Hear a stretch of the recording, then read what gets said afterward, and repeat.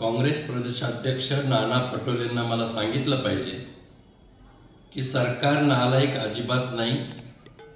हे सरकार शेतकऱ्यांच्या प्रश्नावर, सामान्य जनतेच्या प्रश्नावर आणि विकासाच्या प्रश्नावर काम करते।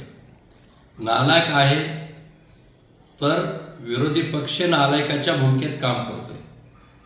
कधीच विरोधी पक्षाने आतापर्यंत विकासाच्या प्रश्नावर चर्चा केली नाही, शेतकऱ्याच्या प्रश्नावर चर्चा करत नाही। केवळ व्यक्तिद्वेषाचं राजकारण आणि विरोधाला विरोध म्हणून राजकारण करतोय।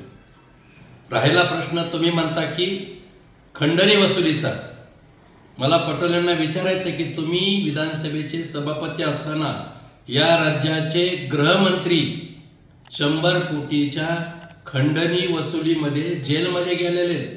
महाराष्ट्रातील जनता विसरलेली नाही आणि तो इतिहासही जमा नाही। तुमचे गृहमंत्री जेलमध्ये जातात आणि तुम्ही नैतिकतेच्या गप्पा आम्हाला शिकवतात। लक्षात घ्या, बिनबुडाचे आरोप करण्यापेक्षा सकारात्मक विचाराने काहीतरी बोलला तर तुमचं अस्तित्व विरोधी पक्ष म्हणून तरी या राज्यामध्ये दिसून येईल।